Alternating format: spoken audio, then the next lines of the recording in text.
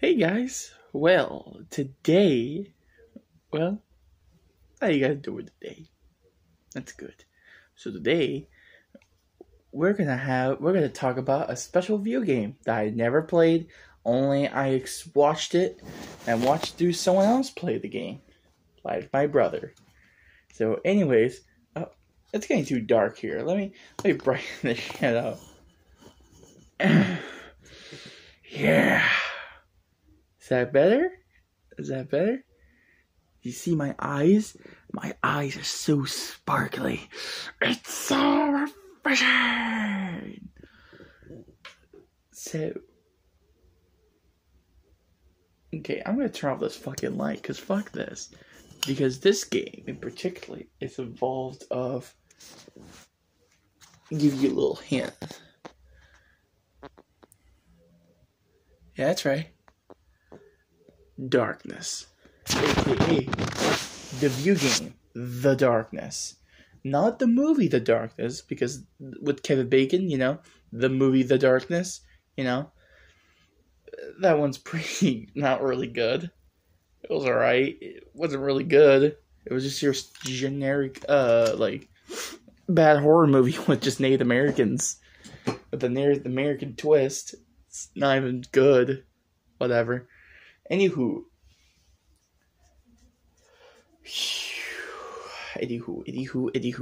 So today, I want to talk to you about the video game The Darkness. One of my favorite video games of all time. Well, not nearly as all time, but there's something to be said about this game particularly, because the first one particularly was so good. Sure, the graphics is a little ass, but hey, I don't mind. That didn't really bug me. The voice acting is fucking good, with excellent build-up with the characters. The characters are also really good with the writing, and everything was so perfect. And what my favorite part is of course, the powers and the guns. And of course, the beautiful, beautiful fucking soundtrack. It was so good that I can't stress it enough. It was perfect. It was excellent. So of course, I'm going to discuss about why is it so good? Why is that the case? Well, first of all, let's talk about the story first. The story is based around of Jackie Estacado, basically a hitman who basically was hired and is a contract killer for the Crime Chatty family. And so of course he kills people for the Crime Chatty family. Droop a droop. If you can't figure that one out, okay, I'm sorry about that. Anyways, so it literally is like the very beginning starts out the action. And of course, it's not really your stereotypical horror type game. It's more of a good action game because it's based off a comic book. Of course, called The Darkness. And it's a big series, and I really wish they continue on with the game series, but whatever. Anyways, so they end up. So of course, right after a big old car crash with the police and Paulie's men, which Paulie is basically one of the side villains. The main villain, I would get that to there later. But anyways, he got his first guns. Technically the first guns were the shotguns, but the main guns were actually the pistols. The pistols were the first combat guns you use to actually do something with them. Especially your double wielding pistols, so that's pretty freaking cool. An interesting throwback to Alucard through Hellsing Ultimate. Pretty cool. Anyways, and then during you're going to the cemetery, and then end up. This is of course the demo of it, but it would just get to the point. So you guys could go download and play the game. And so that way, you end up interacting with this homeless person. And I love how the way they talk to the characters, even all the side characters as well. You can do side missions with different characters as well, which is super cool. And I really liked it a lot of how the way they show some characters. They're not very as interesting as the main characters, but they're pretty cool. And I like it. I like to give some side characters to have some more world building on the side. But anyways, right when you're coming out of the cemetery where the bathroom is, you hear this ominous voice, this thing that's talking to you, something evil, and everything went black, and all you see these really ominous subtitles saying it's saying speaking to you, and then the fucking powers came up, tentacles, mouths, these snake-like creatures that fucking eat the person's face off, and then it shows off fucking portals and minions, aka Darklings. These Darklings are the ones that are basically the minions, but they're kind of like the mixture of like that one game Overlord. Yeah, that one game Overlord. I don't think no one's gonna know what the fuck I'm talking about. I'm hoping everyone knows. So, cross my fingers. Anyways, so yeah, and then of course one of the Darklings actually helped you out through the half of the journey. There's different types of them. One's a minigun one, and there's like a saw one where he basically just saw the fuck out of them. And some of them are just like your average like Darklings. And then the other ones are suicide grunts, so that's pretty cool. And then the other ones have electricity power, so that's pretty cool. So hey, it's kind of like Overlord when you think about it, where each minions have a specific powers they have, or different elements of what they have, like they have fire, ice, etc. Anyways, and mainly half of the game you're always in the subway station. And holy shit, the soundtrack is so good in the subway station because it brings good memories and opening some interesting character development with Jackie Estacado. Because that's mainly where all some of the stuff goes in. It's always the subway station. And that's such a cool way to go. That's super cool. It's basically kind of like his safe station in the way. And it's pretty interesting. And of course, you talked to a few people about Bully, and then you met the main character's love. His love is his life, the light of his life, Jenny. Jenny was a really good character because how so innocent she is, even by he just basically saying that I'm a serial killer because Polly wants to kill me. And then she doesn't believe this. And then she just doesn't care about this. It just goes one day from fucked up. And it's a good fucking line. And it's not like your stereotypical movies or games are just like, you're a serial killer? Holy fucking shit. What? I'll never date you ever again. Like Breaking Bad. My fucking god, I do not like the... I don't like Walter White's wife because it's like, are you fucking kidding me? You're not going to be on his side anymore? Even like he's doing it for the family. Either he's helping himself to cure cancer and he's helping out to get, help them to go to college and stuff.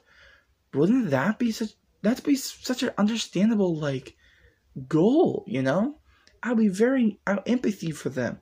I understand them, but I don't agree with. There's other ways you can do with this, and I love that one part in the show where his son did a GoFundMe thing, and they're donating so much money and stuff, and so there's other ways you can do it. You can just go to the internet and type up GoFundMe website. You can set it up. It's not hard. Everyone could do it. It's not difficult. You could get a lot of money by doing so, by suffering of cancer, by needing the money, and it's so perfect for like that. And unfortunately, Walter White didn't know. He really thought selling drugs were the only option, and he's pissed about that. He was angry that he really thought that this is the only way he can be cured of this nightmare. And it's sad. And it's really sad that now he can't go back because he had no idea this kind of stuff exists. But whatever. and that's why Breaking Bad's such a good show.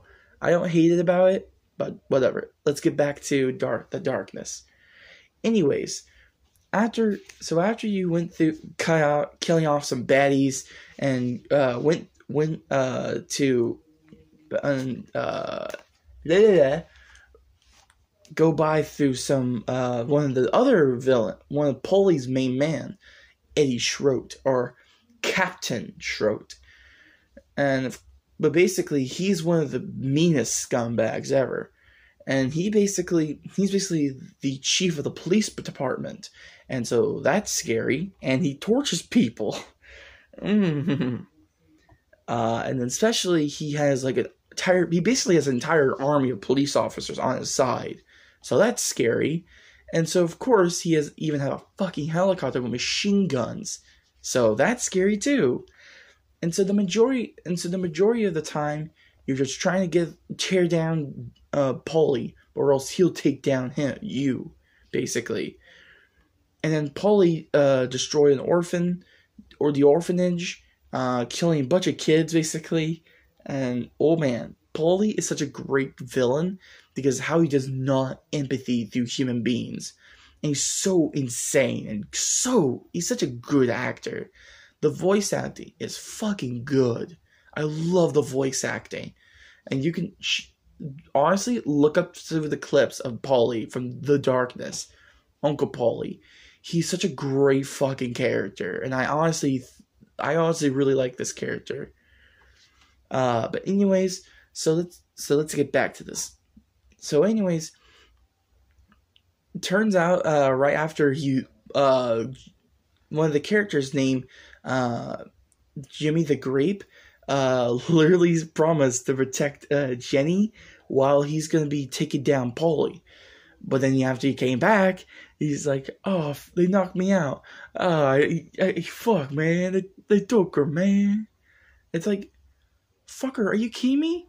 Like, yeah, granted, they knock you out, but still, you're Jimmy the Grape.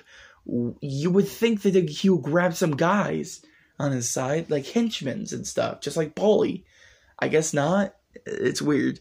But anyways, that's not the main point. The main point is Jenny's taken by Paulie and Eddie Schroet. And knowing these two guys are what they're capable of, that's terrifying. And now you have to go to the orphanage. St. Mary's Orphanage. The same place was blown up. And so you have to go. But when you go to the orphanage, it shows each memories of you and Jenny while you're in the orphanage. Because if you didn't know, his main character and Jenny, that's where they first met. They were both orphans. And we didn't really get to know their parents. Well, besides the second part, The Darkness 2. But we'll get to that later. Anyways, when he went to there, the darkness was laughing, saying, "This will be a night to remember." And to remind him that you are his puppet. You don't own the darkness. The darkness owns you. And that is so good. And I really wish the Venom movie with Tom Hardy would be like The Darkness or Upgrade. One of the two. But whatever. Let's get to this one. So now the darkness is fully controlling him and let him watch while Jenny's being tortured and Jenny died. Her brains got blown off by Uncle Paulie. And this character in particular, the whole scene is so perfect to remind us that Paulie and Eddie Schroet are not the main villain. The darkness is. That this creature is the one main threat, but yet it has been helping you this entire time, because the only thing it is helping you so it can feast on substance and all the people you're murdering.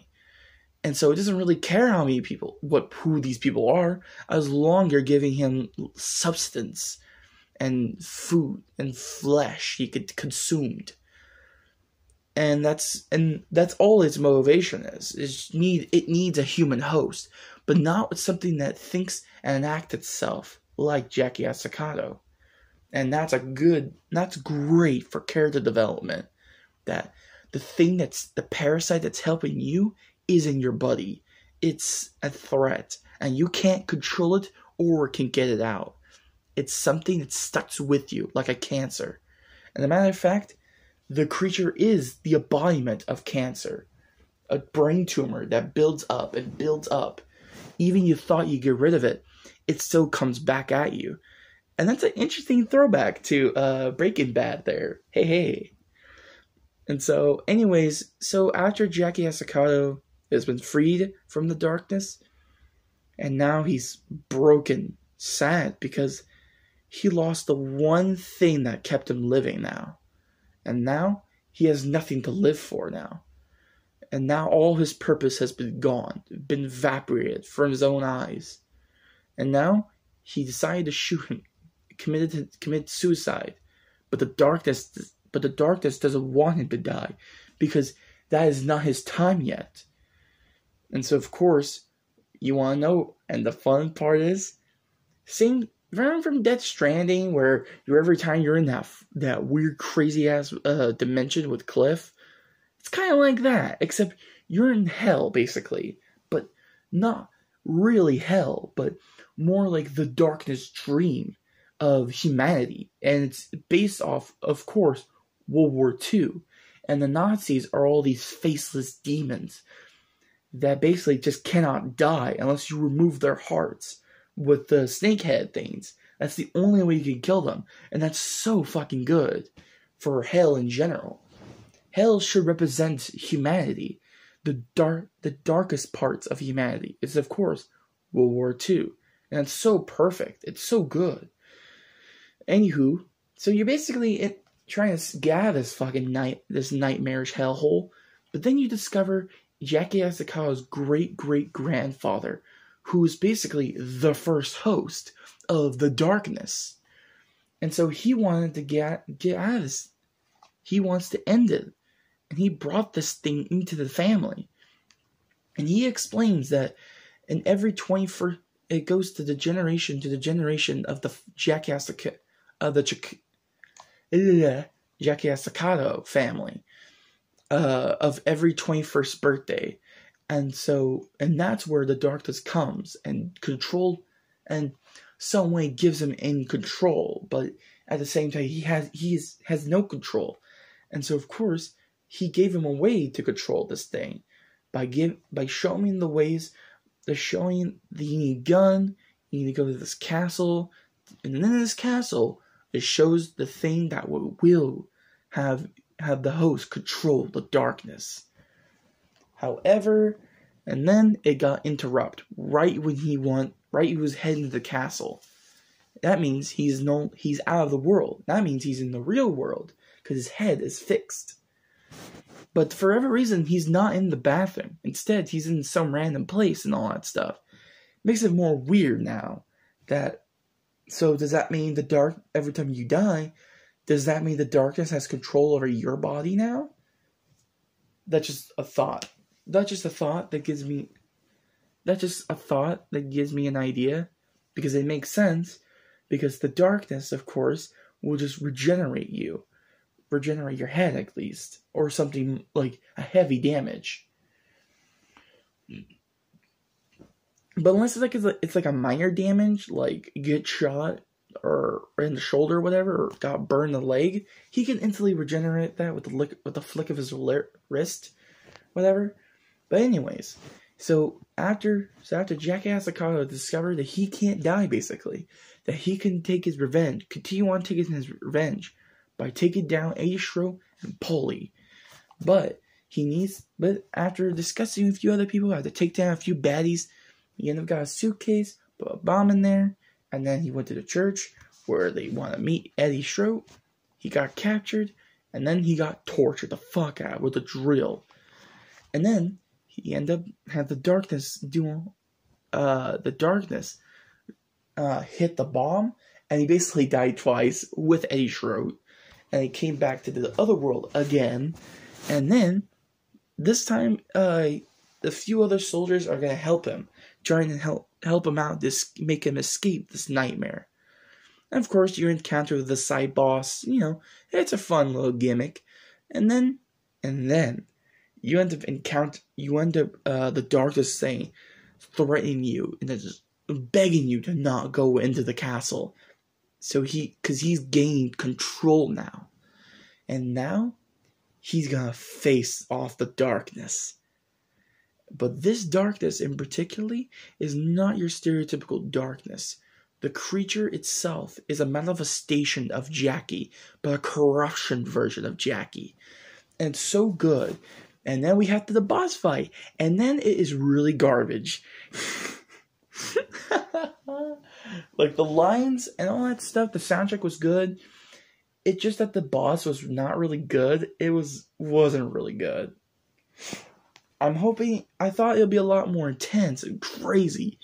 Like, I don't know, like Nemesis or whatever. Or like Dark Souls. Like Bloodborne. Whatever. Anyways, so of course, he controls the darkness. Going back to the real world. And then finally going to be taken down Paulie once and for all. Before he do that, Jimmy the Great decided to make him the head of the Mafia family. You have a choice. You can say yeah, or you have a choice to say no. And you have multiple choices of doing so, of multiple stuff you could do. And it's really all up to you.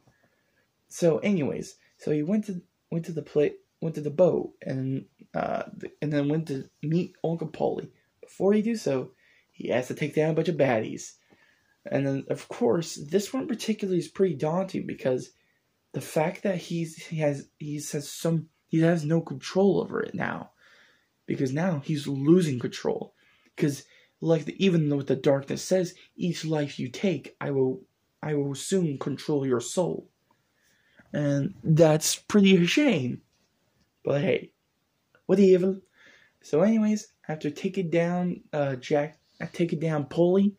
And now the darkness controls him now. And now it consumes him. And then it shows the last moments with Jenny and, of course, Jackie. And then it ends. And it was such a great story that I recommend watching. Watching it as like a movie. Because it's more fun in it that way to watch it as a movie. You can play the game if you want. But the game itself is really good. Sure, you don't really run. Because it lets you take your time on things. And that's really cool. And I like how the way it doesn't, you walk, you pay, like, you not really run or walk. You just, take it takes his own pace. Which is pretty cool. So, anyways, the gameplay is pretty good all in all. Sure, there's no boss fights. But hey, whatever. But the boss fights...